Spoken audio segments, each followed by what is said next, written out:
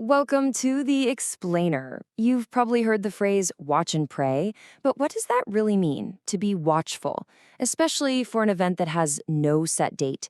Today, we're breaking down the call to watchfulness to figure out, is it just about waiting around, or is it something a lot more active? Okay, so it all kicks off with this really powerful verse from the Gospel of Matthew. And right away, it sets up this huge mystery. A major event is on its way, but nobody knows when. That uncertainty, it isn't a mistake. It's actually the whole point. It's the reason for the call to watch in the first place. And let's be super clear here. The way this is presented in the source material, it's not some gentle suggestion. It's really framed as an urgent command. The emphasis is on how Jesus kept telling his followers over and over again to be watchful. It was a core part of their faith. So that brings us to the million-dollar question, right? If you don't know when something is happening, how do you actually watch for it? Are you supposed to be, constantly looking over your shoulder? Or is it about a totally different kind of focus? Okay, so here's where we get to the heart of it.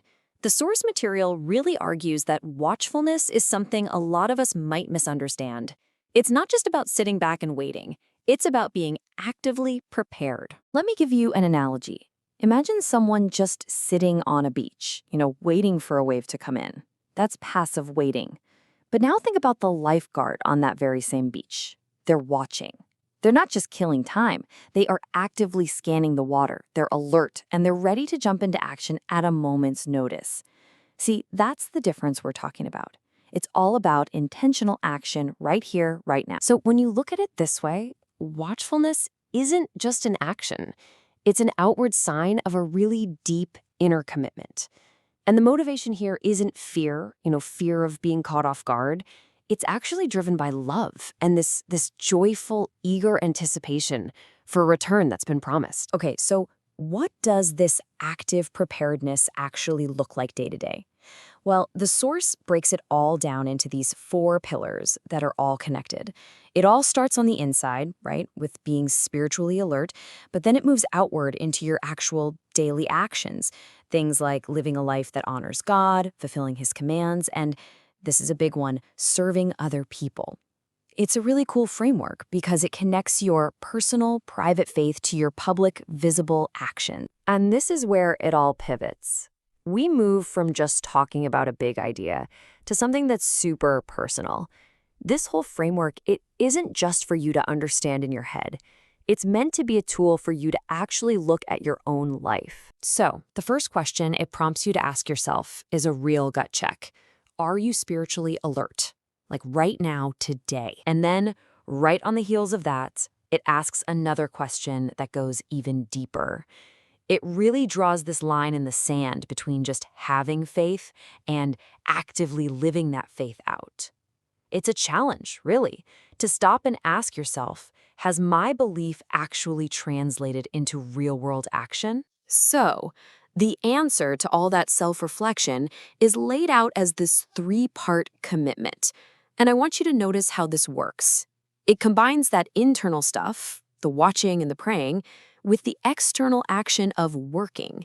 It's like a complete circle, right? Your inner focus is what drives your outer action. Okay, this is where things get really interesting because the source material doesn't just leave this as a personal thing. It expands it into this amazing collective shared action. So it's not just about you on your own. It becomes a whole community endeavor. And they make this idea of community incredibly real, incredibly tangible, with an actual schedule.